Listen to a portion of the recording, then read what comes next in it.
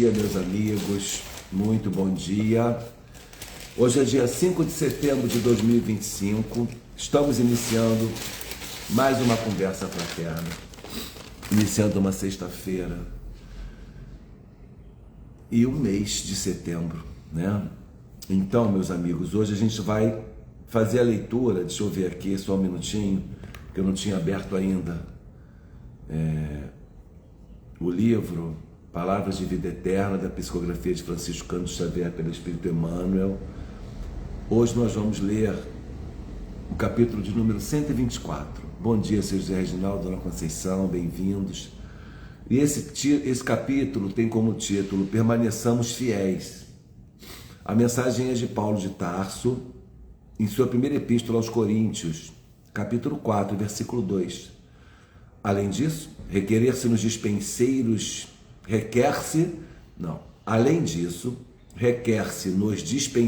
que cada um se ache fiel.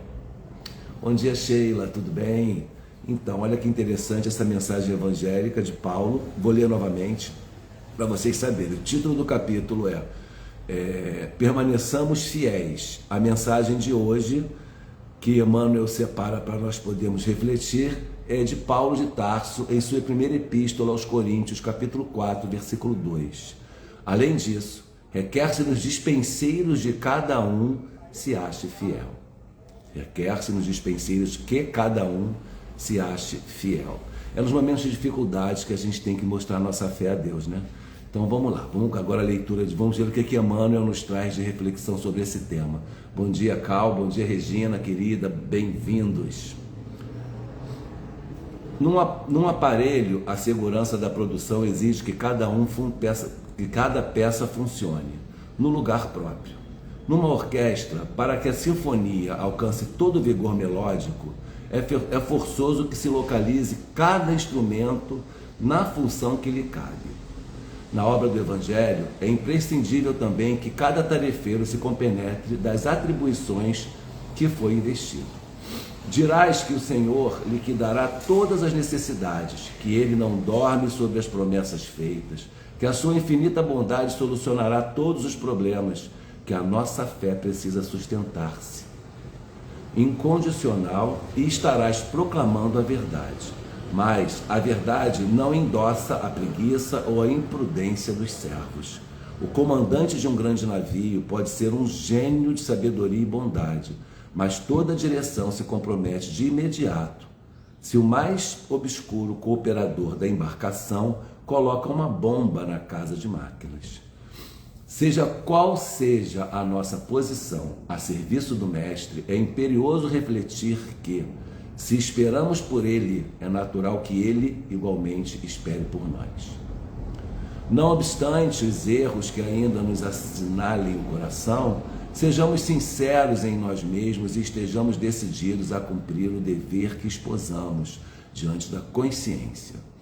Desistamos de alegar tropeços e culpas, inibições e defeitos para a fuga das responsabilidades que nos competem.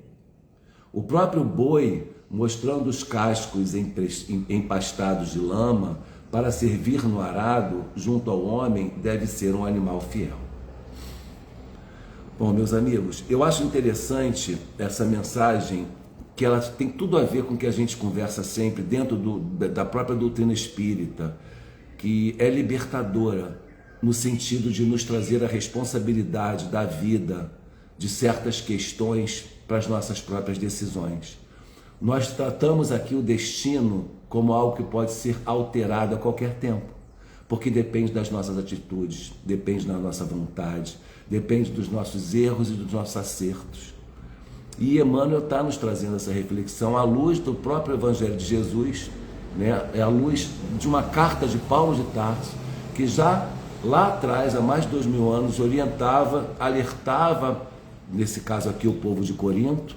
Entretanto, essa carta torna-se universal a partir do momento em que todos os povos tiveram acesso e estão tendo, inclusive até hoje, alertando sobre a permanência que devemos ter na nossa fé em Deus, na nossa fé em Cristo, que é o nosso dirigente, que é o nosso modelo e guia para esse sucesso, para esse progresso, para essa plenitude do ser, que é aquilo que a gente vem almejando ao longo dessas sucessivas reencarnações, né? Colocando sempre, ponderando sempre que nós devamos perceber, observar que os nossos erros e acertos estão relacionados às nossas atitudes. As nossas dores estão relacionadas àquilo que a gente plantou, que está colhendo. E isso é maravilhoso porque tira aquela figura daquele Deus salvador e colocando em nós a responsabilidade que nós devemos ter sobre as nossas atitudes para que possamos fazer a nossa reforma, para que possamos nos transformar em pessoas melhores. Estratégias de vida, estratégias de relacionamento.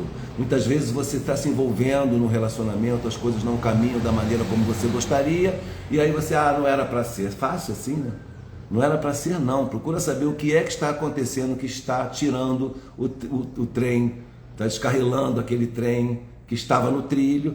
Tente colocar aquelas coisas, ajeitar as coisas, já que aquilo é importante para você. Faça a sua parte para que dê certo.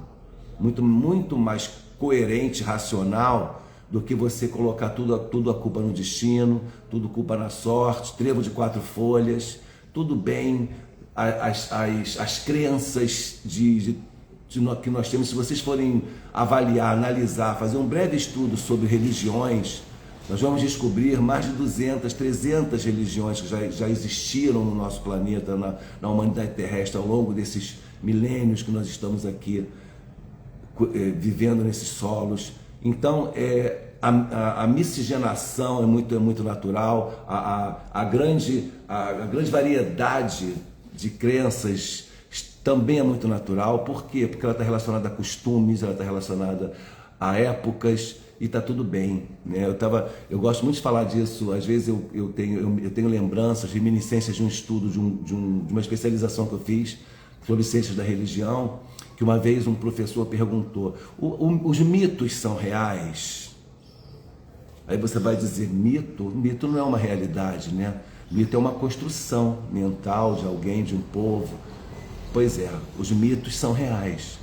São reais para o homem mitológico, são reais para aquelas pessoas que estão vivendo naquele momento e acreditam naquela verdade, porque a verdade, ela não é absoluta.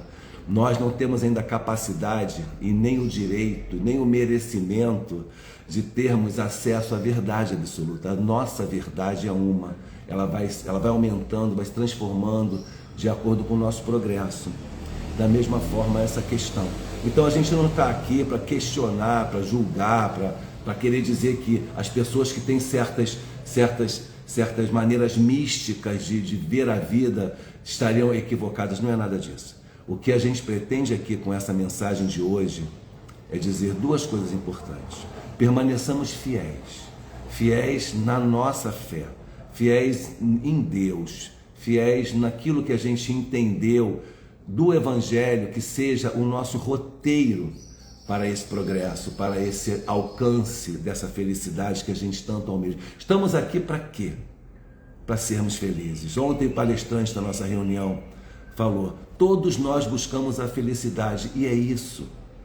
Estamos aqui para tentar ser felizes. A gente compra um carro para ser feliz, a gente namora para ser feliz, a gente estuda para ser feliz, a gente está aqui agora para ser feliz. Então essa busca da felicidade é louvável e é legítima. Agora, o caminho é um caminho que muitas vezes é tortuoso, muitas vezes é um caminho doloroso.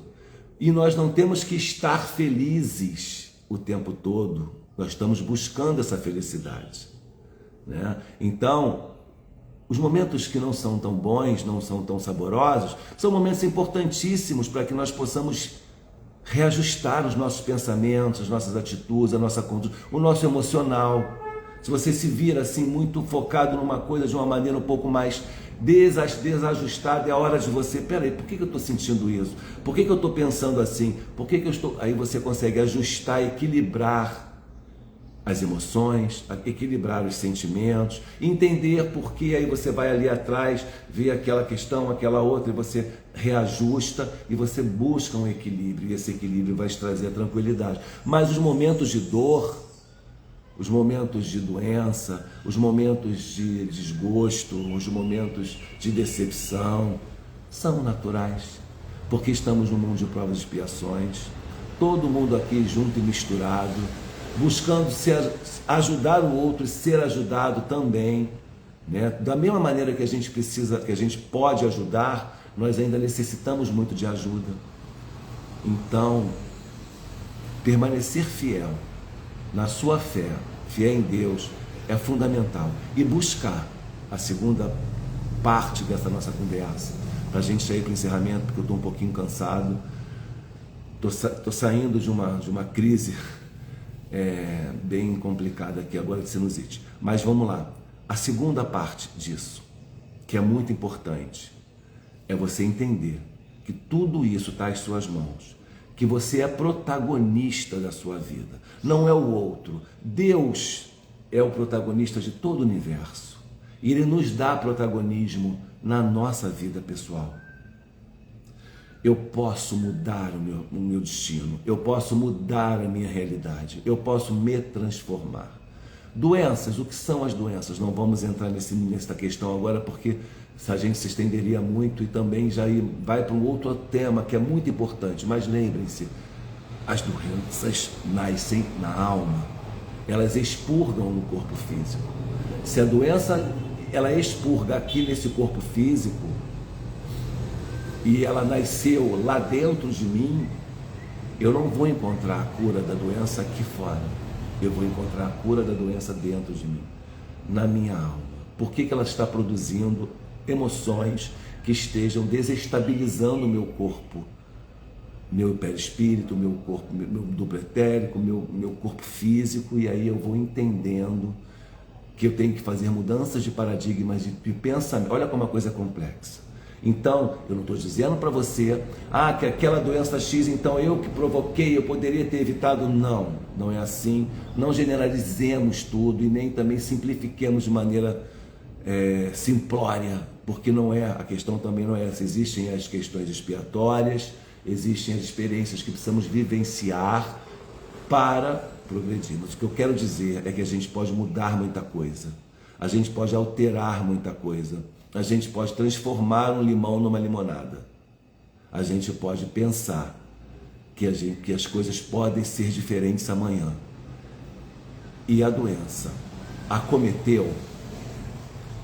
Qual é a questão aqui mais importante? É a maneira como você vai enfrentar, é a maneira como você vai dissolver em você aquilo tudo que aquele problema está lhe causando, para que você possa ser uma pessoa melhor, para que você possa ser um espírito melhor.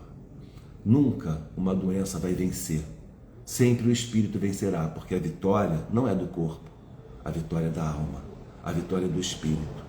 Então, meus amigos, tenhamos fé em Deus e busquemos em nós atitudes coerentes com aquilo que a gente deseja.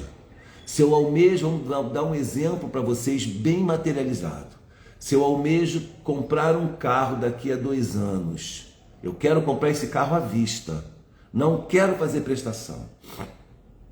Eu quero comprar, mas eu quero comprar ele em 2027. Nós estamos em 2025, eu tenho uma meta, 2 anos, então em setembro de 2027 eu quero ter esse carro. Ele custa 100 mil reais. Eu vou por 2 caminhos com você, vamos lá. Vamos fazer 2 caminhos. O primeiro caminho, vou continuar saindo, passeando, curtindo a vida, priorizando outras coisas e guardando uma merreca.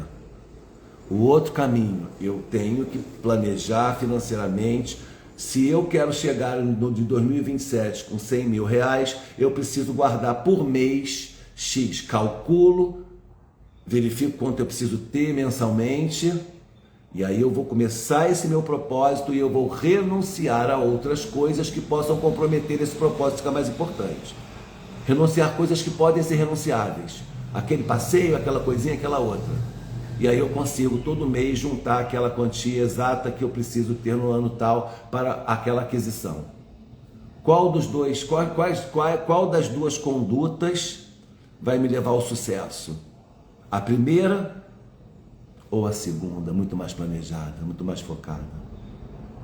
Então, a compra desse carro em 2027 não está na continha da sorte, está no meu planejamento. Pode acontecer um infortúnio no meio do caminho, que eu não consiga juntar mais a grana, aí é diferente, é outra questão. Mas se não acontecer um infortúnio, eu não comprei aquele carro por sorte, e nem por merecimentos divinos, sensacionais, sobrenaturais. Eu comprei porque eu me planejei para ter aquela aquisição naquele momento. Então eu decidi a minha vida, eu planejei o meu destino. E a gente pode fazer isso com a vida, a gente pode fazer isso com as emoções, a gente pode fazer isso com tudo que a gente vive. Pessoas se separam, entram em processo de sofrimento atroz, nós já sabemos disso, vemos tanto isso acontecer. Tudo aquilo que você está vivendo no momento das suas tempestades é onde você pode ficar atento e buscar o seu progresso. Numa próxima ocasião de uma experiência como essa, você não viverá mais tanta dor, porque você já terá vivenciado essa experiência e absorvido dali sentimentos bons, decisões boas. Descobriu que não morreu. Não tem quando a gente é adolescente, quando a gente se separa, oh meu Deus, vou morrer de amor. Depois você descobre que você não morreu, aí vem outro amor, vem outro amor, vem outro amor, vem outro amor. E quando você vê, você já amou 50 vezes, não morreu. Por que o amor maduro é muito mais sereno? Por isso. Porque viveu experiências extremamente passionais, emocionais ao extremo, me jogou adrenalina e outras substâncias no sangue para envenenar, mas sobreviveu. E aí a gente começa a entender que a vida pode ser sim um mar de rosas, mas as tempestades fazem parte. A gente não veio aqui para passeio e a gente não veio aqui para ficar de férias, a gente veio aqui para progredir. Estamos vendo num mundo de provas e expiações chamado planeta Terra, que tem 3 características tecnicamente dentro da doutrina espírita importantes. O planeta Terra, ele é uma escola, ele é um presídio e ele é um hospital. Então eu vou lhe perguntar, o que nós temos na escola, além dos professores, alunos, aprendizes? O que nós temos nos presídios? Em tese, delinquentes que cometeram crimes e estão ali quitando seus débitos. E o que nós temos no hospital? Doentes, enfermos. Portanto, meus amigos, nós estamos enquadrados nisso aqui.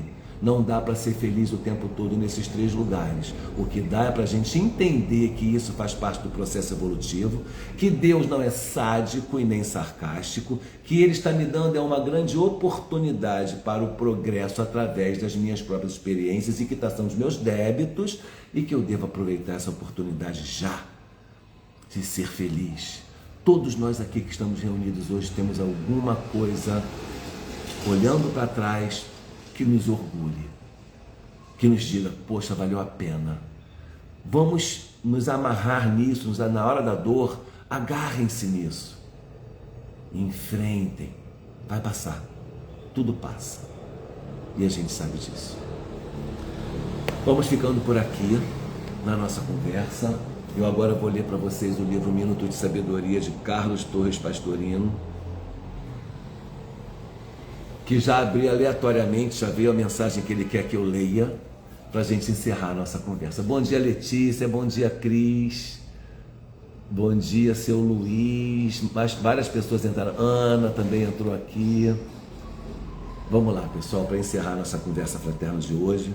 Capítulo 230 do livro Minuto de Sabedoria, da psicografia de Carlos Torres Pastorino. Não se queixe contra a vida. Se está sofrendo, lembre-se de que ninguém passa por esta terra isento de dores. Olha o Pastorino, hein? Vou repetir. Não se queixe contra a vida. Se está sofrendo, lembre-se de que ninguém passa por esta terra isento de dores. Da mesma forma que um aluno não pode fazer o seu curso sem submeter-se aos exames de fim de ano. Prove que está preparado, suportando com paciência e resignação os exames a que é submetido. Tudo que nos acontece tem razão de ser, e dos males surge sempre um bem. Meus amigos, tudo tem razão de ser, e dos males surge sempre um bem. Qual é o bem? É a boa experiência que você leva daquilo quando passa. É a maneira como você enfrenta o problema. A resignação que você desenvolve diante de coisas que você não consegue mudar. Aquilo que não está ao seu alcance mudar. Resigne-se. Não é fraqueza. De que adianta se revoltar contra aquilo que não está no seu poder a transformação? Isso é resignação. Resignar-se diante da vida não é aceitar simplesmente, é uma coragem muito grande. A resignação, para você ser resignado, você tem que ser uma pessoa muito corajosa, porque tem que entender, tem que aceitar, tem que se equilibrar e não se revoltar. Revolta não leva a nada. Muito obrigado a todos vocês pela presença. Obrigado, Letícia querida. João, seja bem-vindo. Obrigado, João, pelo feedback. Um beijo no coração de todos vocês. Um ótimo fim de semana. Que vocês tenham uma paz no coração e possam descansar e também estudar e ler e, se possível, fazer algo de útil para o espírito. Beijo no coração, meus amigos, e até a próxima. Paz e bem.